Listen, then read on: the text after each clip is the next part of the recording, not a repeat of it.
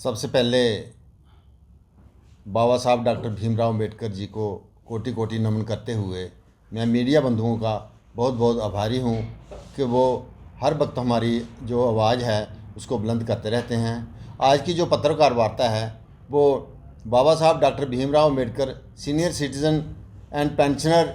Welfare association की तरफ से रखी गई है और मैं आपके माध्यम से ये आपको बता देना चाहता हूँ और जनरल पब्लिक को भी बता देना चाहता हूँ कि 2 दिन पहले जो माननीय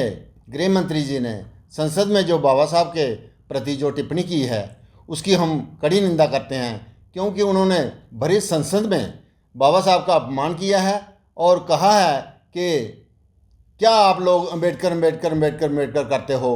इतना आपने अगर भगवान को जपा होता तो शायद आपके कुछ आपका बन जाता। तो मैं उनसे पूछना चाहता हूँ कि जिस दिन आप गृह मंत्री बने तो आपने उसी संविधान की शपथ ली थी जो बाबा साहब ने दिया है, और जिस व्यक्ति ने वो संविधान दिया है और उसकी आप निंदा कर रहे हो। ये डबल स्टैंडर्ड आपका कब तक रहेगा। बाबा साहब की जो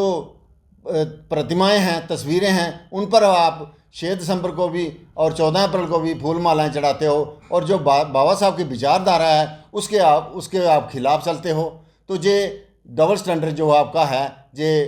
हमारे मुल्क के लिए ठीक नहीं है। और इसके साथ ही मैं ये भी कहना चाहता हूँ कि जो हमारे समाज के लोग, बहुजन समाज के लोग जो भारतीय जनता पार्टी या आरएसएस की पैरवी कर रहे हैं, उनसे मैं निवेदन करता हूँ कि क्या आपको वहाँ पर बैठ के जो बाबा साहब की जो निंदा हो रही है, क्या आप उसको अच्छी तरह से एंजॉय कर रहे हो, या आपको भी कोई ठेस, आप में अगर कोई थोड़ा भी शिष्टाचार बचा है तो कम से कम ये वक्त है कि आप उसको गुड बाय कहो और अपने समाज के साथ बैठो, ताकि हम इकट्ठे होकर जो ताकतें बाबा साहब को डिफेम करने की कोशिश कर रही हैं उनको इकट्ठे होकर उनका काउंटर करें। और ताकि जो भी देखिए, जो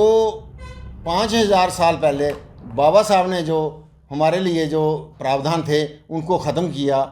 संविधान के द्वारा, और हमारे लिए तो बाबा साहब भगवान से भी कम नहीं हैं। ठीक है, भगवान की पूजा होनी चाहिए, हम ये नहीं कहते कि भगवान की पूजा नहीं होनी चाहिए, मगर बाबा साहब के ख़िलाफ़ अगर कोई टिप्पणी करता है तो उससे सारा समाज आहत होता है। तो हम इस जो बयान